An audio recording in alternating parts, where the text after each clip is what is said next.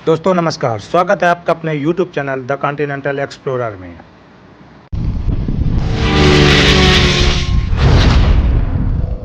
दोस्तों ये है उत्तर प्रदेश का बढ़नी स्टेशन, जो कि भारत और नेपाल की बॉर्डर सीमा पर है। और आज इस बॉर्डर को क्रॉस करते हुए हम पहुंचे हुए हैं तोहलीमा, और तोहलीमा से होते हुए हम जाएंगे गौतम बुद्ध की जन्मस्थली लुम्बिनी, कपिलवस्तु के राजकुमार सिद्धार्थ के जन्म स्थान। जी हाँ, वही सिद्धार्थ जो आगे चलकर गौतम बुद्ध के नाम से प्रसिद्ध हुए। तो मैं लेकर के आपको आया हूँ इस खूबसूरत स्थान पे, जिसका नाम है लुम्बिनी। और यहाँ पे संपूर्ण पर्यटन स्थल क्या क्या घूमने लायक हैं, कौन कौन से मठ देखने, कौन कौन से पगोडे देखने, उन सभी के बारे में हम आज जानकारी देते हैं। तो सर्वप्रथम हम पहुंच चुके हैं इस प्रसिद्ध स्थान, जो कि लुम्बिनी का एक खूबसूरत प्लेस है और काफ़ी प्रसिद्ध है। यहाँ देश ही नहीं, पूरे विश्व के बौद्धिस्ट लोग यहाँ पर भ्रमण करने के लिए आते हैं। ये बहुत ही खूबसूरत आध्यात्म का, या यूं कहें शांति के प्रतीक, बहुत खूबसूरत स्थल है। भगवान बुद्ध की जन्मस्थली है और यहाँ पर विभिन्न देशों द्वारा बनाए गए तमाम टेम्पल हैं, जो अलग अलग देशों द्वारा बनाए गए हैं। ये खूबसूरत इस मौसम में ये जो आप दीप जल रहे हैं, अत्य दीपो भव, ये दीप हमेशा प्रज्वलित रहती है। और इस झील पर ये जो सामने आप देख रहे हैं, हमेशा उसमें बोटिंग होती रहती है। यहाँ पर कोई भी सैलानी आता है तो अपने आप को मंत्रमुग्ध हो जाता है, कर पाता है। इस प्लेस को देख करके ही ये आप देख सकते हैं कि जो भी यहाँ पर आता है बिना बोटिंग किए नहीं रह पाता। आप सामने देख रहे हैं कि पगोडा दिख रहा है और बहुत ही खूबसूरत वो स्थान है। एक से एक सैलानी यहाँ पर आपको देखने को मिलेंगे। ज़्यादातर यहाँ पर भारतीय भी आपको मिलेंगे और विश्व के तमाम देशों के आए हुए पर्यटक, टूरिस्ट यहाँ पर आपको बहुत अधिक संख्या में देखने को मिलेंगे। दोस्तों, लुम्बिनी बौद्ध अनुयायियों के लिए एक पवित्र स्थान है। ये बहुत ही खूबसूरत प्लेस है। लुम्बिनी के इतिहास के बारे में अगर बात करें तो ज्ञात होता है कि ये लगभग 2500 वर्ष पुराना स्थान है और बुद्ध के जन्म के बाद से ये जगह बुद्धमय हो गई और बौद्धों के लिए एक पवित्र स्थान, तीर्थ स्थान है। और पूरी दुनिया से ही यहाँ पर बौद्धिस्ट लोग खिंचे आते हैं। यहाँ बहुत से मंदिर प्रसिद्ध हैं, मठ हैं, लेकिन उनमें से सबसे प्रसिद्ध मंदिर है ये खूबसूरत जो आपको दिख रहा है आपके सामने, ये महामाया देवी जी का मंदिर है। कहा जाता है कि एक समय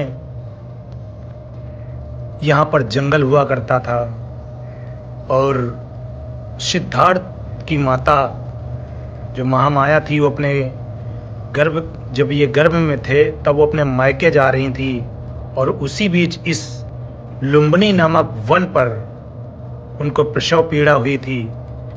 और अभी मैं आपको दिखाऊंगा, एक पीपल का पेड़ है जिसके नीचे वो बैठ करके उस प्रसव पीड़ा को सहन किया और वहीं पर कहते हैं कि सिद्धार्थ का जन्म हुआ, जो आगे चल करके परम त्यागी, बहुत ही प्रसिद्ध और जीवों में दया करने वाले, सबका क्षमता का अधिकार दिलाने वाले, समान रूप से देखने वाले सभी जीवों को, उस महामानव का जन्म हुआ जो आगे चलकर गौतम बुद्ध कहलाए।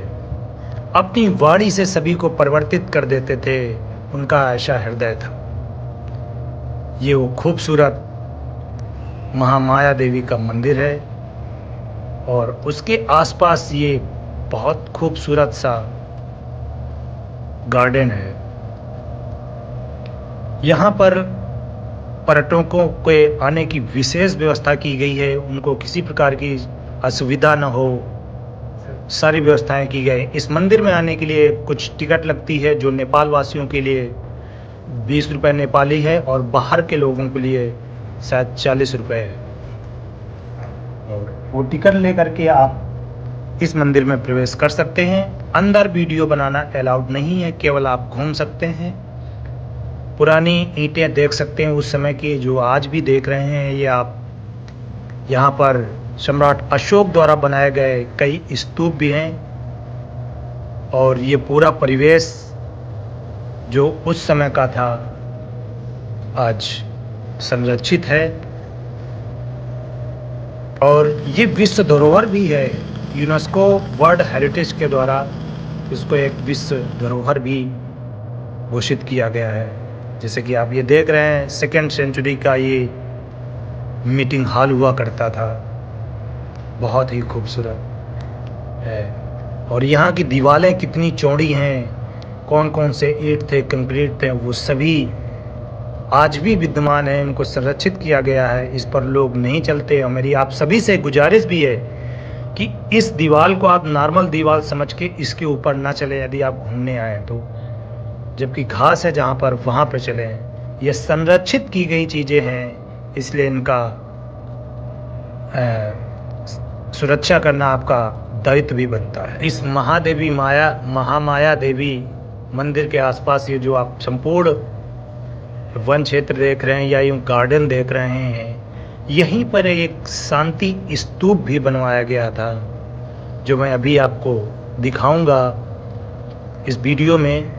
तो वीडियो को बिल्कुल भी ना स्किप ना करें और बने रहें। हमेशा की तरह मेरी आपसे एक और गुजारिश है कि यदि आप मेरे चैनल पर नए हैं तो प्लीज़ मेरे इस चैनल को अभी सब्सक्राइब करें।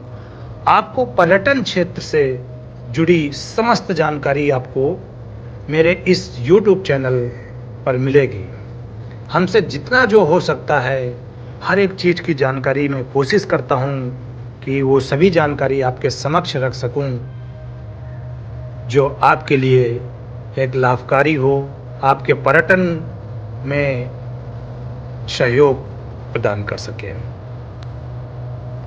यहाँ पर रील्स, टिकटॉक वगैरह आदि सभी बनाना बैन है, तो कृपया कर इन सब बातों का ध्यान रखें। और ये जो आप झंडे देख रहे हैं, पंचशील के झंडे, इनमें बहुत ताकत होती। इनमें जो अक्सर आपने देखा होगा कुछ लिखा रहता है, शायद वो पाली भाषा में है, मैं कंफर्म नहीं हूँ, लेकिन उनका अपना एक यही होता है कि बुरी शक्तियों से, बुरी हवाओं से मेरी रक्षा करे। ये है वो पीपल का पेड़ जिसके नीचे सिद्धार्थ का जन्म हुआ था, राजकुमार सिद्धार्थ। ये देखिए, इसकी हर एक टहनी जो भारी हो गई, उस पर लोहे के पोल से उसको संरक्षित किया गया है, टिकाया गया है ताकि ये टूटे ना। और ये शांति स्तूप है।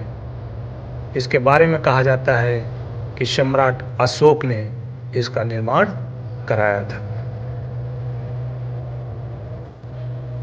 दोस्तों, लुम्बिनी आने के लिए आपको, आप चाहें तो बाई एयर आना चाहें तो काठमांडू आ सकते हैं, और उसके बाद बाई बस आ सकते हैं भैरहवा, और उसके बाद आप भैरहवा से लगभग 20 से 27 किलोमीटर के लगभग 25 से 27 किलोमीटर लुम्बिनी। और ये कपिलवस्तु का ही एक पार्ट है। लुम्बिनी नेपाल में स्थित एक पवित्र स्थान है, जो भगवान बुद्ध के जन्म स्थान के रूप में काफ़ी प्रसिद्ध है। और यह प्लेस बौद्ध धर्म के अनुयायियों के लिए अत्यधिक पवित्र माना जाता है। लुम्बिनी के इतिहास के बारे में कहते हैं कि लगभग ये 563 ईसा पूर्व से जुड़ा हुआ है। और उस समय लुम्बिनी एक छोटा सा गांव या कहें एक वन, लुम्बिनी तो एक वन था जो साके राज्य का हिस्सा था। लुम्बिनी के और भी पर्यटन स्थल में ये पगोडे हैं जो देखने के लायक हैं, और यहाँ पर बहुत से बुद्ध विहार भी हैं। यहाँ के प्रमुख दार्शनिक स्थलों में से जो प्रमुख था, मैंने दिखाई आपको, माया देवी का मंदिर, पीपल का पेड़ है, भगवान बुद्ध की मूर्ति है। और जन्म स्थल के अंदर आप जब जाएंगे तो उसके अंदर का दृश्य नहीं दिखाया जाता एक्चुअली, वहाँ बैन है फोटोग्राफी वीडियोग्राफी करना। वहाँ पे एक चट्टान टाइप की है जो जिसके ईंटें बहुत पुराने उसी समय के हैं और उसको संरक्षित किया गया है।